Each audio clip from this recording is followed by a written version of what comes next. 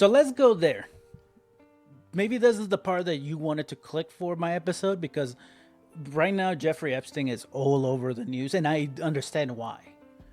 Because the Republican Party ran on this thing about like release the Epstein files. Even J.D. Vance, the vice president, said on the Theo Vaughn podcast, like, yeah, we seriously need to release those Epstein files. And now that we know that Trump has been on those files multiple times, they are running, they're hiding, the Republican Party is covering for a pedophile. Anyways, so why are we talking about this? Like, it should be in every headline, every network. It kind of is, but it's not. Of course, especially on the right-wing media. Like, Fox News is doing the opposite. They're not talking about anything about this because they're a bunch of propagandists. Alright, so why is this not... I don't want to say it's not as a major news, but why are we not pushing for actual impeachment now? Or why is there a cover-up? Here we go. Because it involves Donald Trump, the current fucking president. It involves Jeffrey Epstein.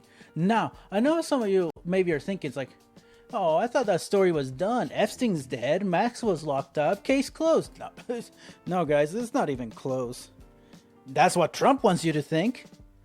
Because of May of this year, after the Wall Street Journal dropped another bomb after last week's drop bomb, President Trump was formally briefed by his own Attorney General Pam Bondi that his name appears multiple times in the Department of Justice internal Epstein files. And what is he doing about it? Well, of course, he's trying to deflect, not explaining. He's saying, like, are you all still talking about Jeffrey Epstein? Yeah, I didn't even know the guy. It's like, he's a creep. It's like, he's doing what he always does: distracting, denying, suing, and spinning. And we're going to walk through every piece of it. So here's what we know. Back in May 2025, there was a closed-door briefing between Pam Bondi and President Trump. Sorry, I can't say president. Dictator-in-chief Trump. Multiple outlets, Wall Street Journal, Reuters, ABC News, The Guardian, all confirmed it. During that meeting, Bondi told the president that his name shows up more than once in the unsealed internal files related to Epstein. That includes call logs, private correspondence, travel manifests, all part of the massive trove of DOJ records tied to one of the most infamous sex trafficking networks of our time. Now, ask yourself, if you were the president of the United States and your name was connected to that investigation, wouldn't the public deserve an explanation? Instead, what we got was, again, or even if your name was implied to this, wouldn't you wouldn't try to explain yourself or something? No, he's trying to distract, and it's a campaign of distraction all the time. And every time he distracts, it makes it more obvious that he's guilty. Let's break it down again. The quick timeline, so we're clear. May 2025, Trump is briefed by AG Pam Bondi. June, quiet chaos inside DOJ, no formal statement, and internal battles between the deputy of the FBI, what's his name? Not Kash Patel, but Bengino. He's against what Trump is doing, and he doesn't show up to work. And he's considering resignation. Now, early July, DOJ confirms it will not release further Epstein-related documents to the public, citing child pornography risk and victim protection. That is so rich coming from the Republican Party, who are notorious for hiding child rapists. Mid-July, reports surfaced that Ghislaine Maxwell met with DOJ officials under armed guard in, was it Florida? I think so, it was Florida. She reportedly provided helpful testimony. And right after that, boom, Trump files a lawsuit against the Wall Street Journal for $15 billion to Rupert Murdoch and News Corp for reporting the birthday letter he allegedly wrote to Epstein, which I'm not saying allegedly anymore. He did it. We all know that. Then after that, Stephen Colbert's show is canceled at CBS just days after he mocks Paramount's Trump settlement of $16 million. Stephen Colbert mocked them for bending the knee, which they did. And then just yesterday, South Park premieres an episode with Trump literally in bed with Satan, roasting him for the Epstein connection and his little tiny penis. It's not a coincidence, guys. It's like this isn't damage control. Like this is classic Trump crisis management. Use power to distract, sue the messenger, bury the story. And let's go back to the letter for a minute. According to the Wall Street Journal, the DOJ uncovered a birthday letter written by Trump to Epstein. And you probably have heard this multiple times by now.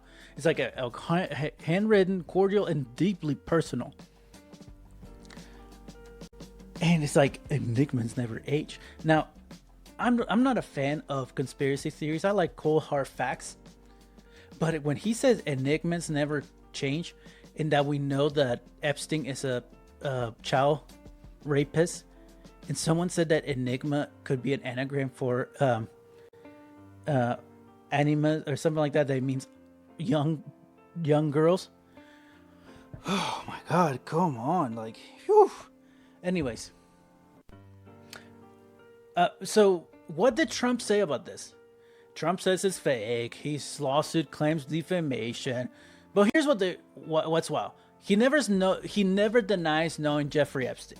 Never denies being at the parties. Never denies being on the flight logs. Just call it bogus and sues the press.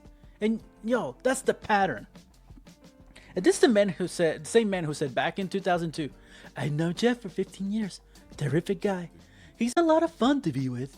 It is even said that he likes beautiful women as much as I do. And many of them are on the younger side." Like, that's not some internet rumor. That's Trump on the record. What it was when it was convenient for him. And he has anyways. Now let's talk about the DOJ. Despite public pressure, they're stonewalling. They refuse to release the rest of the Epstein materials. They say they're protecting victims. And sure, I get that. Like, I get victims should be protected, but victims' names are already redacted. So what's left? Who's exactly are they protecting? Because let me tell you something. It's not the kids. It's the powerful. It's the well-connected. It's the people who have dinner with billionaires and jetted off to private islands. And when the President of the United States is one of the people naming those files, we got a fucking problem. Meanwhile, Congress is actually doing something. And they're finally doing something for once. Last week, and I think it was just recently, the House Oversight Committee voted 8-2. Yes, even some Republicans to subpoena all Epstein-related DOJ records to bring Ghislaine Maxwell in for an official deposition. And let's not sleep on that, because according to the new leaks, Ghislaine met with Deputy AG Todd Blanche on July 19, and she's already spilled some names. Enough said, nobody's saying which ones, but if the DOJ is scrambling and Trump is luring up, you can bet something stuck. And don't forget, this is a sitting president we're talking about. The man who is signing executive orders right now, the man who holds the nuclear codes, the man who's trying to silence the story while the rest of the government scrambles to contain the fallout. Now, here's the part that gets me.